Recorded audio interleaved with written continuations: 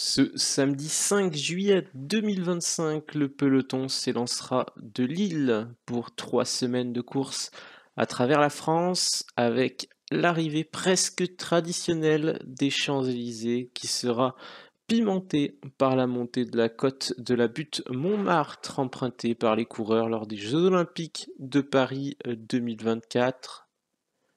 Ce Tour de France 2025 s'annonce exceptionnel, un parcours dense, des favoris en grande forme, des enjeux tactiques multiples et une édition qui pourrait marquer un tournant dans l'histoire du cyclisme.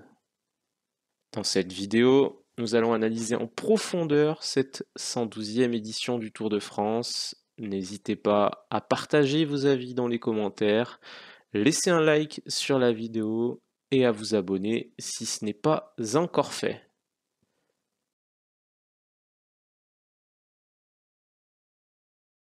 Tour 2025 débute dans les Hauts-de-France cette année avec une première semaine délicate à appréhender, une première étape qui devrait permettre à un sprinter de revêtir la célèbre tunique jaune de leader au classement général. Nous n'aurons pas moins de 4 étapes accidentées sur cette première semaine avec les deuxième, quatrième, sixième et septième étapes, en n'oubliant pas bien sûr le contre-la-montre autour de Caen qui sera long de 33 km pour office de la 5e étape de ce Tour 2025. Nous allons devoir attendre la deuxième semaine avant de retrouver des routes de montagne dans le Massif central avec une 10e étape arrivant au Puy de Sancy et pas moins de 8 cols répertoriés au classement de la montagne dans cette journée et une montée finale qui fera office d'épouvantail avec 3,3 km à 8% juste avant une première journée de repos bien méritée pour l'ensemble des coureurs à Toulouse. Après une étape pour sprinter dans les rues de la Ville Rose, nous aurons une deuxième semaine 100% pyrénéenne avec 2 étapes de montagne qui verront une arrivée au sommet à Hautacam et à Super-Bagnères de Luchon.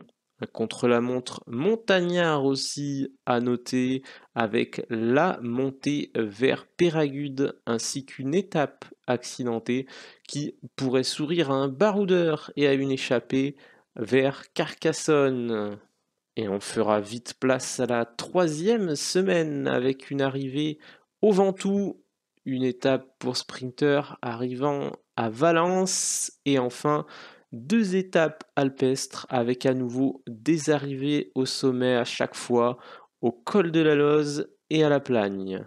On aura sûrement une avant-dernière étape pour une échappée qui amènera les coureurs vers Pontarlier avant le final sur les Champs-Élysées qui cristallise l'ensemble des coureurs du classement général cette année avec la triple montée de la butte Montmartre rendue célèbre, comme on l'a dit dans l'introduction de cette vidéo, par les parcours des Jeux Olympiques 2024 à Paris. Le Slovène arrive cette année avec la pancarte. Il est le grand favori pour succéder à lui-même, lui qui avait écrasé l'édition précédente, réalisant le doublé Giro Tour de France. Il tentera cette année de remporter une 4e édition pour se hisser au même niveau que le Britannique Christopher Froome dans les tabloïds. Également lauréat à 4 reprises de la Grande Boucle, le champion du monde arrive avec une énorme confiance sur les routes françaises avec pas moins de 11 victoires depuis le début de la saison. Dès sa première course aux Émirats Arabes Unis, il a montré sa puissance en passant par l'Estradé, le Tour des Flandres, la Flèche Wallonne, la doyenne des classiques, le Liège-Bastogne-Liège et dernièrement le Général ainsi que 2 nouvelles étapes sur le Critérium du Dauphiné. Il ira très probablement chercher sa 100e victoire personnelle sur le Tour de France, lui qui a bloqué son compteur à 99, puisque ça devrait être bien plus qu'une étape qu'il devrait remporter sur cette 112e édition du Tour de France. Le Danois est le principal prétendant pour casser la domination de Tadej Pogačar. Il arrive avec une équipe soudée qui tente d'aller offrir une 3e couronne à son leader. Lui qui n'était pas à 100% l'année dernière à cause d'une terrible chute, aura quand même sécurisé une 2e étape, une 2e place, mais il vise clairement la plus haute marge du podium à l'arrivée à Paris. Une saison 2025 plus compliquée pour le double vainqueur du Tour 2022 et 2023, avec 3 victoires depuis le début de la saison et un dernier bouquet en France sur le chrono par équipe du Paris-Nice qui remonte déjà au mois de mars dernier. Le champion olympique 2024 de route et du contre-la-montre espère briller à nouveau sur les routes françaises. La victoire semble difficile à être apportée demain pour le Belge qui devra faire avec une équipe moins dense que ses 2 principaux rivaux. Il devra tenter de prendre le plus d'avance possible lors de la 5e étape avec son exercice préférentiel du contre-la-montre pour essuyer les potentielles pertes qu'il pourrait subir en montagne avec de nombreuses arrivées au sommet. Une année 2025 plus timorée pour Remco avec seulement une victoire au niveau de la course en ligne à la Flèche Brabançonne et 3 victoires sur des chronos avec celui du Tour de Romandie et plus dernièrement celui du Critérium du Dauphiné où il s'était imposé avec 20 secondes d'avance sur Vingegaard et 48 sur Tadej Pogačar, et il a remporté également à nouveau les championnats de Belgique du contre-la-montre. Cette année, le facteur collectif sera à nouveau déterminant avec une équipe en figure de proue, les UAE Emirates XRG de Tadej Pogačar. C'est l'équipe qui semble être la mieux armée pour disputer le classement général. Pogačar, Almeida, Narvaez, Yates, Sivakov et Soler. Une équipe qui sera donc capable de verrouiller et de dynamiter la course tout au long de ces 3 semaines. Chez Visma, Vingegaard pourra compter sur Sepp Kuss, Jorgensen, Tiesj Benoot, Van Aert et le vainqueur sortant du Tour d'Italie 2025, Simonette, une équipe moins forte que celle du Slovène sur le papier, mais qui devra jouer d'ingéniosité pour essayer de piéger leur principal rival comme ils avaient réussi à faire par le passé.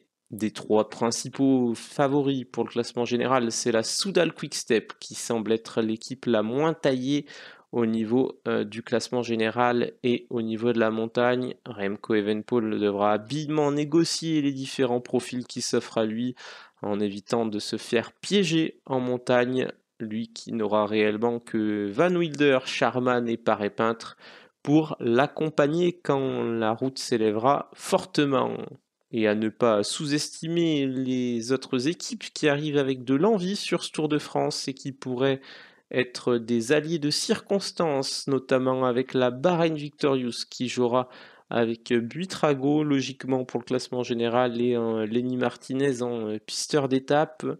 Beaucoup d'interrogations du côté de Ineos Grenadier Total Energy avec la présence d'un triple leadership potentiel avec Carlos Rodriguez, Timon Arensman et Geraint Thomas. La très sérieuse Boransgrohe ne sera pas à réduire au plus petit des échelons autour de Primoz Roglic et Florian Lipovic qui a brillé sur les routes françaises du Critérium du Dauphiné. Et du côté des Français, on espère voir briller les jeunes coureurs avec Kevin Vauquelin, Romain Grégoire et Louis Barré notamment, et ne pas sous-estimer un Julien Alaphilippe qui a son équipe invitée sur la grande boucle, son équipe Tudor, et qui a une forme qui a l'air de revenir pour le coup dans ses dernières courses qu'il a réalisées en préparation de ce Tour de France 2025.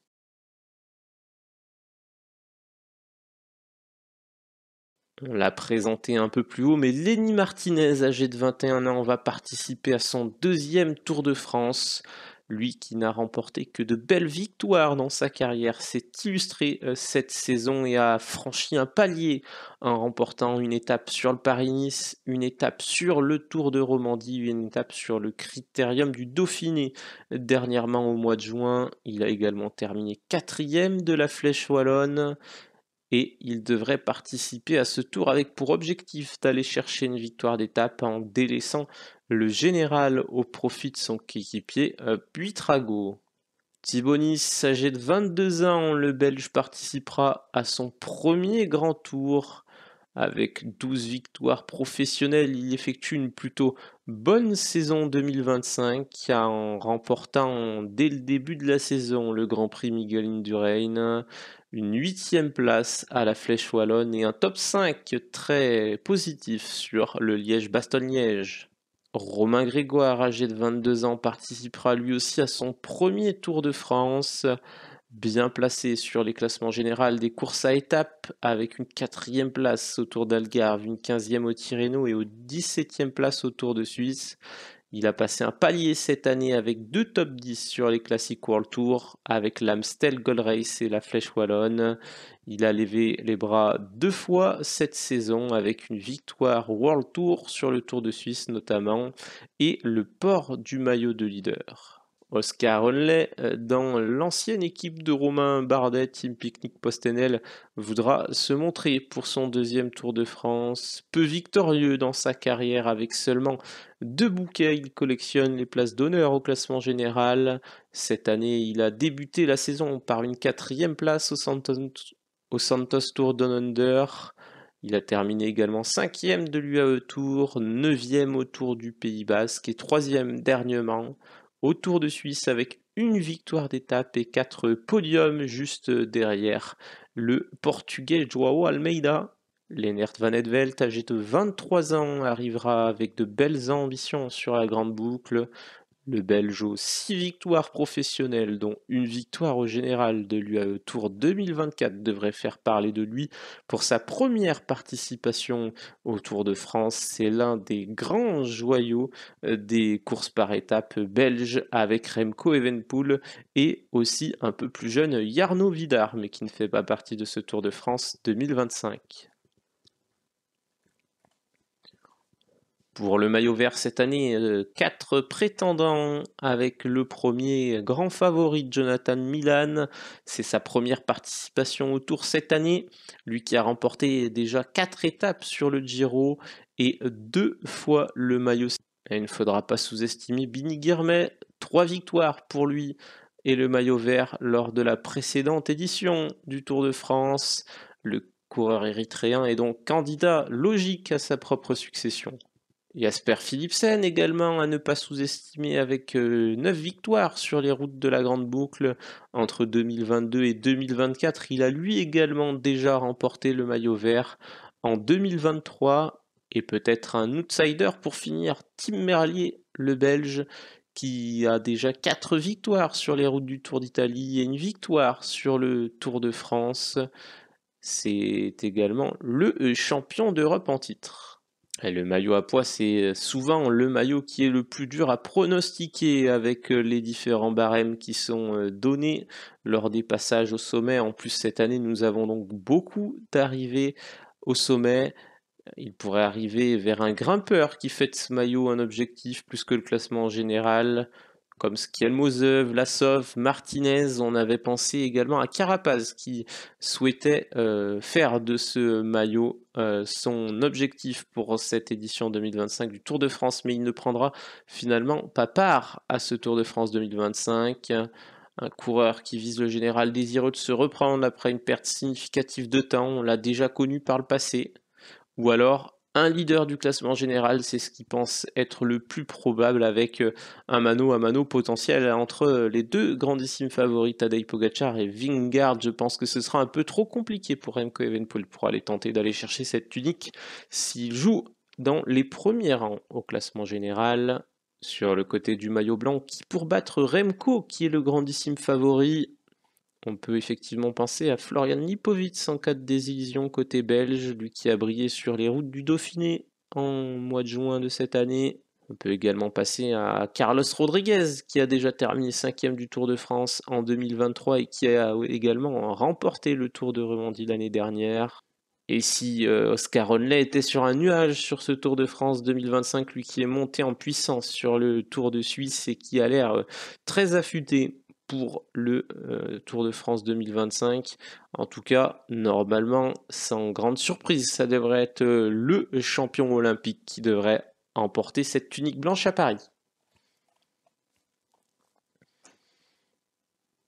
Comme on a pu le voir sur les grandes thématiques qu'on a abordées aujourd'hui, ce Tour de France 2025 s'annonce comme un nouvel affrontement tactique, physique et psychologique entre les deux monstres de notre époque et de ces 5 dernières années, à savoir Tadej Pogacar et Jonas Vingegaard. Mais le retour de Remco, de Roglic et de l'émergence de jeunes talents pourrait bien bouleverser les scénarios les plus attendus. Du nord aux Alpes majestueuses, des routes sinueuses, des Pyrénées à la butte Montmartre et aux Champs-Élysées, tout peut arriver, mais une chose est sûre, le spectacle sera au rendez-vous tout au long de ces 3 semaines de magie. Merci d'avoir suivi cette preview complète du Tour de France 2025. Si cette analyse vous a plu, abonnez-vous, laissez un like et bien sûr n'hésitez pas à interagir dans l'espace commentaire. Nous on se retrouvera dès demain pour une preview. Nous on se retrouvera dès demain sur cette chaîne et chaque jour pour faire la course sur Pro Cycling Manager 25 avec la Soudal Quick Step de Remco Evenepoel.